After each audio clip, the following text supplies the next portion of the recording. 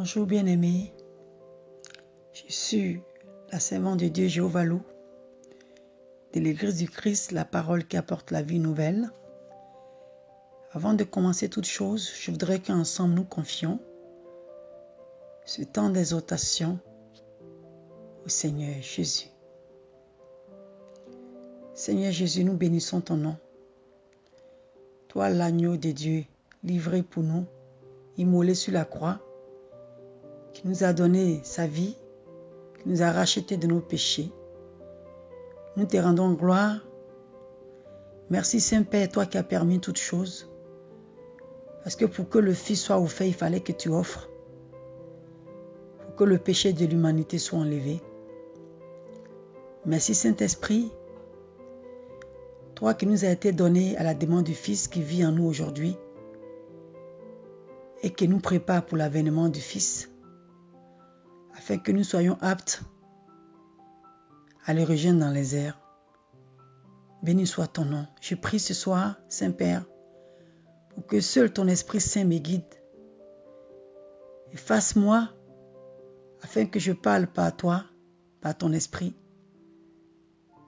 Saint-Père, je viens à toi, afin que tu diriges la parole que je vais donner par ton Esprit Saint.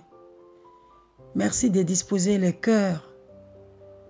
Merci d'ouvrir, Seigneur, l'entendement de tes enfants qui vont être amenés à écouter, Seigneur, cette exhortation, afin qu'ils puissent la garder et que les changements soient opérés dans leur vie. Merci pour tout et pour ta présence ce soir. Au nom de Jésus. Amen, amen.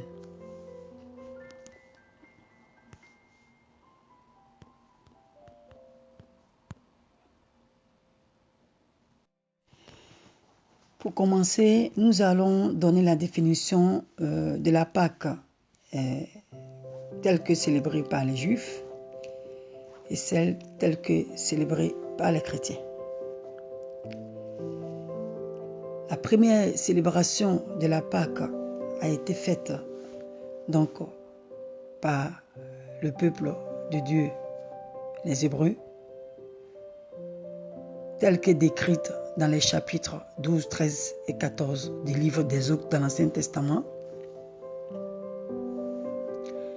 Les Hébreux appellent la Pâque Pessa, qui veut dire littéralement passer par-dessus bord, enjambé. Amen, amen. Il a fait jusqu'aujourd'hui en commémoration de la victoire qu'il a été donnée par Dieu au travers de la main de Moïse, qui se rapporte à la sortie de l'Égypte. 12 ont été libérés quand ils y étaient réduits en esclavage depuis 400 ans. Ils ont été libérés donc par la force irrésistible du Seigneur, qui a donc brisé la résistance de Pharaon en les faisant passer à pied sec et leur permettant de traverser ainsi la mer Rouge par des grands miracles. Amen, amen. Je voudrais aussi ajouter que Moïse, par conséquent, leur conseillait. Donc, depuis cette époque-là, de la célébrer éternellement et de la raconter aussi à leurs enfants dans le chapitre 13, verset 14 du livre d'Exode. Amen, amen. Cette fête-là pour les Juifs est fêtée donc le vendredi soir, au coucher du soleil, qui correspond au jour de la pleine lune. Et elle est véritablement effective le samedi. Elle dure généralement 7 jours, telle que prescrite donc par Moïse dans les livres d'Exode. Amen, amen. Amen, amen. Je voudrais aussi dire que à l'écrit, la Pâque juive est au singulier, alors que la Pâque chrétienne est au pluriel. Amen, amen. Concernant la Pâque chrétienne, je voudrais que nous ne devons pas passer sous silence le fait que la foi chrétienne telle que nous la déclarons, source du salut, et l'acclamons haut et fort, est d'origine hébraïque. En effet, selon Romains chapitre 11 verset 17, nous étions morts donc par nos offenses et étant étrangers à cette promesse. Les Hébreux en étaient les bénéficiaires. C'est grâce à Jésus auquel nous avons été greffés que nous, aujourd'hui, nous prétendons donc à l'identité d'enfants de Dieu et nous pouvons avoir accès à la vie éternelle en Jésus-Christ par son sang versé à la croix. Jésus lui-même dans l'évangile de Jean, au chapitre 4, verset 22, attestait clairement à la femme samaritaine que le salut vient des Juifs. Amen, amen. Concernant la Pâque chrétienne, elle prend S, donc elle est au pluriel. Donc, pour se distinguer de la Pâque juive, et aussi pour évoquer à la fois la passion de Jésus-Christ, sa crucifixion et sa résurrection après sa mort au 3e jour. Elle constitue donc pour les chrétiens la célébration de la victoire de Jésus après sa mort sur la croix et sa résurrection. Elle constitue pour le chrétien une victoire de la vie sur la mort en la personne de Jésus, mais surtout par sa crucifixion douloureuse, difficile pour le salut de l'humanité. Amen, amen. Amen, amen. Pour ma part, il n'y a aucune distinction à faire entre la Pâque juive et la Pâque chrétienne, parce qu'il n'y a pas deux Pâques, ou plutôt il ne devrait pas avoir deux Pâques distinctives. En effet, la Bible nous déclare par Colossiens chapitre 2 verset 17 que l'Ancien Testament n'était que l'ombre des choses à venir et que l'accomplissement de ces choses-là, qui n'était qu'une ombre, est en Jésus-Christ de Nazareth. En effet, dans l'Ancien Testament, les livres d'Exode, de Lévitique nous donnent des descriptions détaillées du tabernacle, ça veut dire le lieu de rencontre avec Dieu, du culte, des sacrifices, des vêtements sacerdotaux. Pour Hébreux chapitre 9, verset 9, tout cela n'était qu'une simple figure qui devait servir à nous faire saisir la réalité de ce que Dieu préparait pour nous. Donc on voit que les nombreux sacrifices de boucs ou de quelques animaux que ce soit n'ont pas sauvé le peuple de Dieu. Tout ce culte lévitique avait pour but de conduire Israël à Dieu par Jésus-Christ, par son sang qui devait être un instrument pour le salut non seulement du peuple, mais aussi du monde. Par conséquent, dans l'Ancien Testament, le tabernacle était un lieu désigné où les enfants de Dieu devaient se rendre pour rencontrer Dieu. Après une tonne de rituels, une pléiade de sacrificateurs, le passage d'un lieu saint à un lieu très saint, dans la réalité, le prologue de Jean nous dit que la parole s'est faite chair et elle a habité parmi nous, pleine de grâce et de vérité. Donc plus besoin d'aller ni à la montagne, ni à Jérusalem, comme Jésus lui-même le disait à la femme samaritaine, que Dieu est déjà là, en parlant de lui-même, pour dire à cette femme-là que vous n'avez plus besoin d'aller à Dieu. Dieu vit maintenant parmi vous. Il est descendu à vous. Amen, amen. Donc cela dans Jean chapitre 4, versets 23 à 24. Jésus nous le dit clairement. C'est en cela que Jésus est la réalité et que tout ce qui était décrit dans l'Ancien Testament n'est que l'ombre. Donc, ce qui était imparfait par le sang versé des animaux est simplement devenu parfait par le sang d'un homme versé. Donc, il n'y a vraiment pas lieu de faire une Pâque distinctive puisque l'un est le prolongement de l'autre. L'un est la perfection de l'autre. Par conséquent, pour mieux comprendre donc que Jésus est la vraie Pâque, selon le titre donc il est donné à cette exhortation, nous allons parcourir ensemble les Saintes Écritures et le passage principal sera donc les chapitres de Matthieu, chapitres 26, 27 et 28 de l'Évangile, qui contient plus de détails sur le récit de la crucifixion qu'on dans les autres évangiles.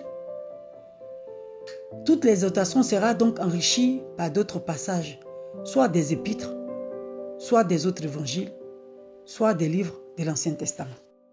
La Pâque juive sur la base des Saintes Écritures nous est soulignée dans le livre d'Exode au chapitre 12, 13 et 14, qui souligne les règles relatives à sa célébration telles que instruites par Moïse. Amen, amen. Elle était donc réservée à la nation hébreu et toute personne étrangère qui devait y participer devait être donc circoncis, car c'était un signe donc de participation à l'alliance faite avec Abraham. Ça voulait dire que cette personne se soumettait donc au Dieu d'Israël et reconnaissait le Dieu d'Israël comme seul et véritable Dieu, et prenant donc part au salut promis. Amen, amen. Moïse recommandait aussi que cette fête de la Pâque devait être célébrée éternellement, à une date fixe, et qu'on devait rappeler donc aux enfants le sens véritable de la victoire par rapport à la sortie d'Égypte. L'agneau qui devait être utilisé pour sa célébration devait être un agneau sans défaut. Elle devait être rôtie et non bouillie ni crue. Elle devait être donc un jeune mâle d'1 an. Elle devait être accompagnée à la consommation d'herbes amères et mangée avec du pain sans levain. Amen, amen. Il disait aussi que les familles qui étaient donc aux petites devaient se retrouver avec d'autres familles de façon à la célébrer ensemble, car la viande de cet agneau ne devait pas rester pour le lendemain, il devait être donc mangé le même jour. Amen, amen. Les os de l'agneau utilisés pour sa célébration ne devaient pas aussi être brisés. Si je le rapporte à Jésus comme étant la vraie Pâque, la véritable Pâque qui doit être célébrée aujourd'hui, pour sa victoire donc sur la croix, en tant qu'agneau de Dieu qui a ôté le péché du monde, Jean chapitre 19 verset 33 en effet nous dit que les os n'ont pas été brisés parce que comme le soleil s'apprêtait à se coucher, les prêtres juifs ont donc suffi aux serviteurs romains, aux gardes, de pouvoir briser les os de Jésus afin qu'il meure de façon précipitée. Mais Dieu n'a pas permis, il avait déjà rendu l'âme de façon à correspondre exactement encore au signe distinctif du Messie à venir, du Messie sauveur. Il est important aussi de souligner que Jésus est mort avant ses 40 ans. Il est mort jeune, exactement comme un mâle d'1 an. Amen, amen. Amen, amen. Si on en revient un peu dans l'Ancien Testament, dans le livre de la Genèse, on voit que ceux qui ont servi le Seigneur, ou si vous voulez, les premiers êtres humains, selon ces récits du livre de l'origine, ont beaucoup vécu, ont vécu longtemps. Par exemple, Adam a vécu 930 ans. Noé a vécu 950 ans. Abraham est descendu à 175. Jacob à 145. Pour ne que citer que cela. Amen, amen. Amen, amen. Mais aujourd'hui, la Bible nous déclare que Dieu a réduit le nombre des années des hommes à cause de leur péché. Amen. C'est ce que nous souligne le psaume 90, verset 10, qui dit que notre âge aujourd'hui, notre durée de vie, est descendue à 70 ans. En ce qui concerne les prophéties annoncées et qui se rapporteraient au Messie à venir et qui ont eu leur accomplissement en Jésus, je vais donc les regrouper parce qu'il y en a un certain nombre. Je vais les regrouper et en partant de l'Ancien Testament où ça a été annoncé et rapporter le Nouveau Testament où il a été accompli. Et au fur et à mesure qu'on avancera donc dans les chapitres 26, 27 et 28 de Matthieu, qui est donc notre passage principal pour cette exhortation, je vais pouvoir les expliquer au fur et à mesure, pas à pas après. Amen, amen.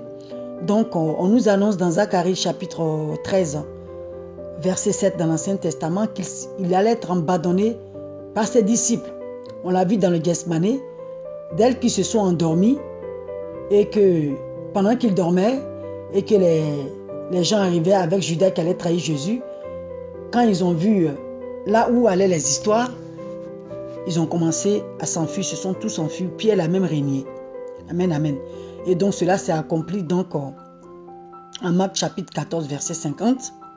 Nous avons aussi la trahison donc de Judas, qu'il a vendu pour 30 pièces d'argent, qui a été prophétisé en Zacharie chapitre 11, verset 12, et qui a eu donc son accomplissement en Matthieu chapitre 26, verset 15. Amen, amen. Nous avons aussi le fait qu'il allait être accusé de faux témoins. Le psaume chapitre 35, verset 11 l'avait annoncé dans l'Ancien Testament.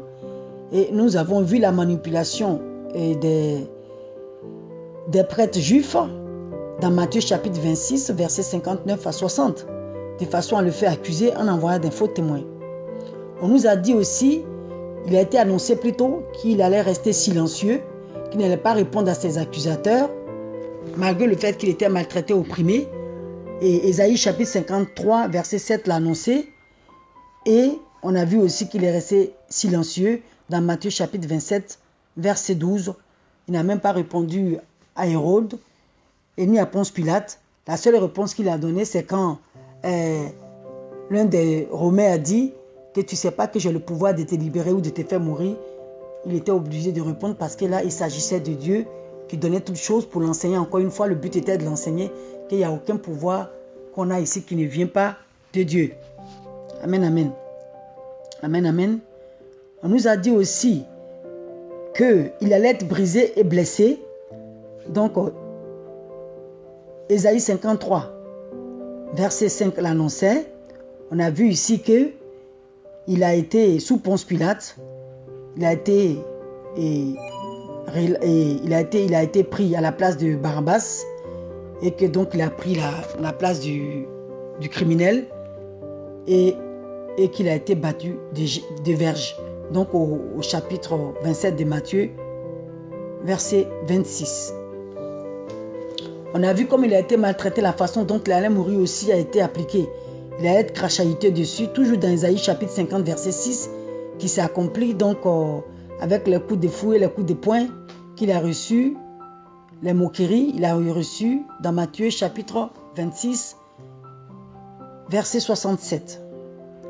Tout ça ça rapporte à Jésus. On a parlé aussi du Messie qui allait avoir les pieds percés et les mains percées.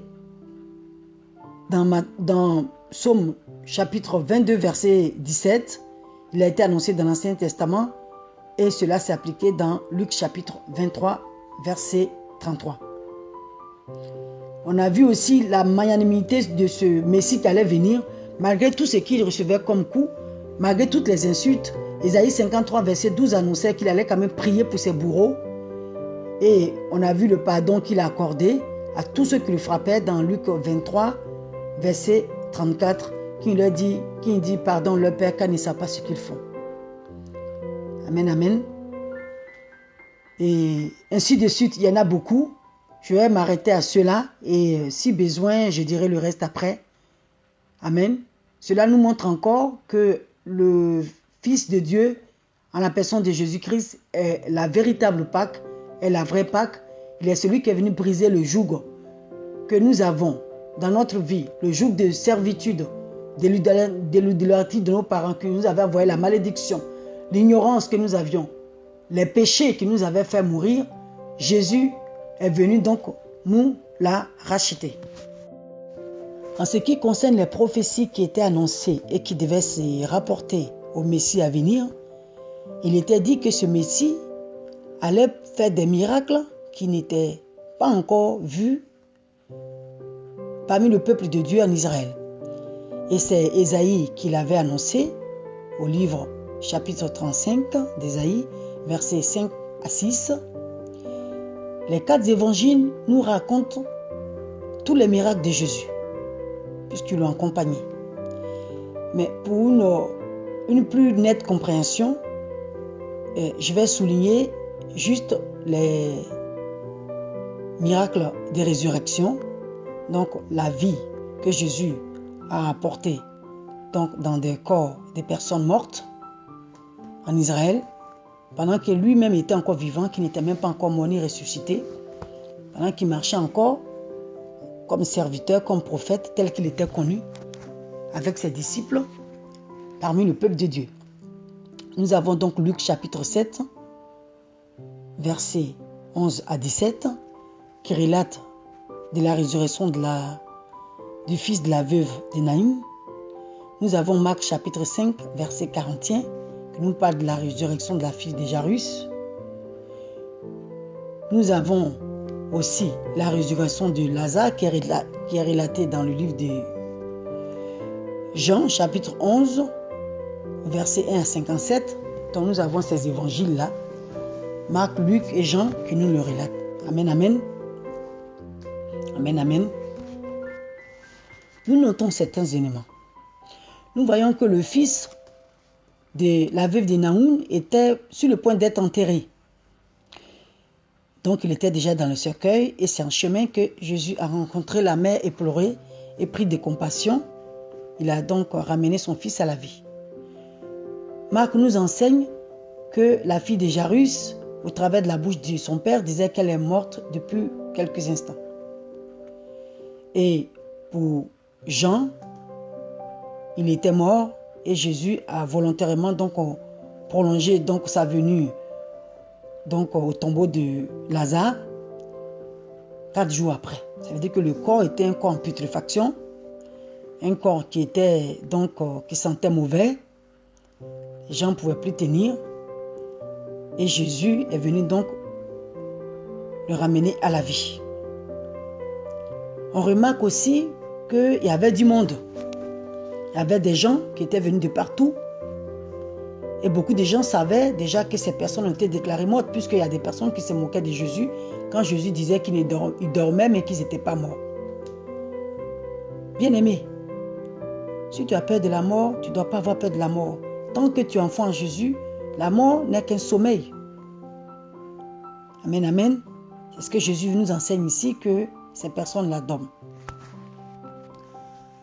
Pour la résurrection de la fille de Jairus, Jésus a dit une phrase. Il dit Talita Kumi. Le Talita était le vêtement sacerdotal que portaient les sacrificateurs et qui avait des franges qui représentaient la promesse de Dieu faite au peuple. Quand Jésus a dit Talita Kumi, cela renvoie au fait de dire que Je suis la promesse de Dieu vivant. Je suis là. La promesse est là. Et il apporte vie. Lève-toi. Amen, amen. Donc Jésus est la promesse. En ce qui concerne Lazare, Jésus n'est même pas rentré dans le tombeau. Jésus est resté dehors et il a ordonné, il a dit à Lazare de se lever. La parole, Jésus est rentré dans le tombeau et sa puissance a porté vie donc à Lazare. Amen. Il est aussi important de souligner que les éléments préfiguratifs dont je parle, qui devaient s'appliquer au Messie à venir, il y a eu 42 générations, depuis Abraham le père de la foi, à David le serviteur selon le cœur de Dieu, puis à l'époque de la déportation en Babylone, au temps de la captivité, et à Jésus-Christ de Nazareth. Il s'est passé quand même 42 générations. Il y a eu des grands prophètes, il y a eu des grands serviteurs, mais à aucun moment, ces prophéties ne s'est accompli à aucun d'eux. Amen, amen. Il n'y a qu'à Jésus seul que cela s'est accompli. Et cela en ce qui concerne sa conception virginale, sa naissance, le massacre des enfants, la fuite de ses parents, sa ville de naissance, son retour, son onction, les miracles qu'il devait faire, son affiliation, sa désignation par Dieu en tant que fils, la révélation que Jean le Baptiste donc a tenu secret quant à la venue du Saint-Esprit sous forme corporelle sur lui, pour le désigner ainsi, en tant que le Sauveur, l'agneau de Dieu. Hein? Amen, amen. Je vous exhorte à lire les premiers chapitres des évangiles de Luc et de Matthieu, et vous verrez par vous-même ce que la parole de Dieu nous dit. C'est écrit, je ne l'ai pas inventé. Amen, amen. Donc pour faire court, nous allons juste nous référer aux éléments préfiguratifs, qui concernent donc juste sa mort et sa résurrection. Nous allons aussi aborder les thèmes importants même avant son arrestation, le passage dans le Gethsémani, la Sainte Seine, qui était la Pâque qu'il a faite avant même la Pâque, pour que nous sachions que Jésus est le maître du sabbat, la véritable Pâque. Amen, amen.